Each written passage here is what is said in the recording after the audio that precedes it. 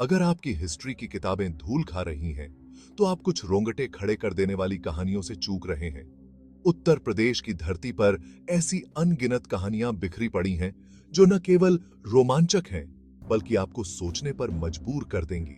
ये कहानियां सिर्फ इतिहास के पन्नों में नहीं, बल्कि आज भी हमारे समाज में जीवित हैं। चलिए, उत्तर प्रदेश के बदमाशों और राजनीति की धुंधली दुनिया में गोता लगाते हैं। इस राज्य की गलियों में जहां एक ओर ऐतिहासिक धरोहरें हैं, वहीं दूसरी ओर अपराध और राजनीति का गहरा संबंध भी है। यहाँ की सड़कों पर चलते हुए आप महसूस करेंगे कि हर कोने में एक कहानी छिपी है, जो सत्ता, संघर्ष और अपराध की है। फूलन देवी जैसे डाकुओं से लेकर आज के जमाने के क्राइम लॉर्ड्स तक, यूपी का इतिहास अपराध और राजनीति का चक्रव्यूह है। फूलन देवी, जिन्हें बैंडिट क्वीन के नाम से जाना जाता है, उनकी कहानी न केवल एक डाकू की है, बल्कि एक महिला की भी है, जिसने समाज के अन्याय के खिलाफ आवाज उठाई। उनके बाद कई और नाम उभरे, जिन्होंने अपराध की दुनिया में अपनी पहचान बनाई।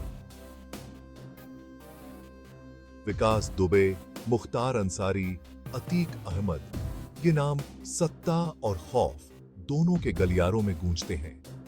विकास दुबे, जो कानपुर के बिकरू कांड के बाद चर्चा में आए, उनकी कहानी सत्ता और अपराध के गठजोड़ की एक मिसाल है।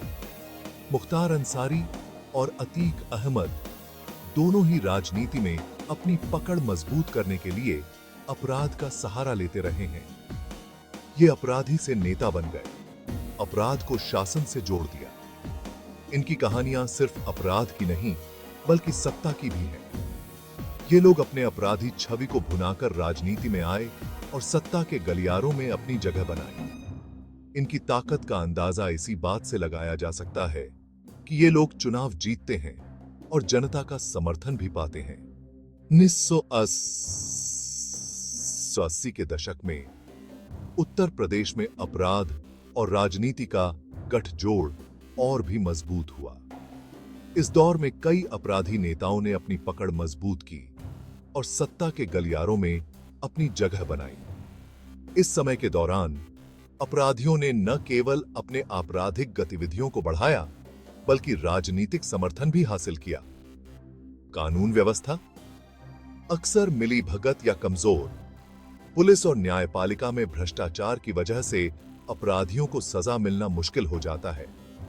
कई बार पुलिस खुद ही अपराधियों के साथ मिली होती है और उन्हें बचाने का काम करती है। न्यायपालिका में भी भ्रष्टाचार की वजह से अपराधियों को सजा मिलने में देरी होती है। फिर योगी आदित्यनाथ सरकार का प्रवेश, जो कड़ी कार्रवाई कर रही है। 150 से ज्यादा एनकाउंटर बताए गए, संपत्तियां जब्त, बदमाश मारे गए या जेल में डाल दिए गए। योगी सरकार ने अपराधियों के खिलाफ सख्त कदम उठाए हैं और उन्हें कानून के शिकंजे में लाने की कोशिश की है। एनकाउंटर के जरिए कई बड़े अपराधियों को मारा गया और उनकी संपत्तियां जब्त की गईं। लेकिन क्या न्याय मिलता है अगर कानून का राज ही कमजोर पड़ जाए? अगर न्यायपालिका और पुलिस में भ्रष्टाचार हो, तो अपराधियों को सजा मिलना मुश्किल हो जाता है।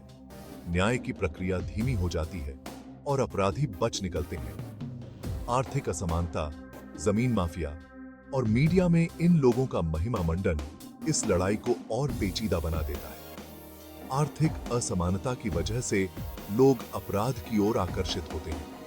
जमीन माफिया और अन्य अपराधी तत्व गरीबों की जमीन हड़प लेते हैं और उन्हें बेघर कर देते हैं।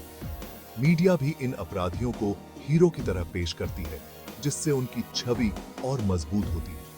उत्तर प्रदेश अपने बदमाश राजनीतिक गठजोड़ से लड़ना जारी रखता है, अपने काले अतीत से मुक्त भविष्य की ओर बढ़ते हुए। सरकार और समाज दोनों ही इस समस्या से निपटने की कोशिश कर रहे हैं। पुलिस और न्यायपालिका में सुधार की जरूरत है ताकि अपराधियों को सजा मिल सके। समाज में भी जागरूकता फैलाने की जरूरत है ताकि लोग अपराधियों का समर्थन न करें। इस रोमांचक कहानी पर और अपडेट के लिए बने रहिए। उत्तर प्रदेश की राजनीति और अपराध की दुनिया में हर दिन कुछ नया होता है। इस कहानी का अंत अभी नहीं हुआ है और आगे भी कई रोमांचक मोड़ आने वाले हैं। इसलिए हमारे साथ बने रहिए और जानिए इस काले सच की हर नई परत।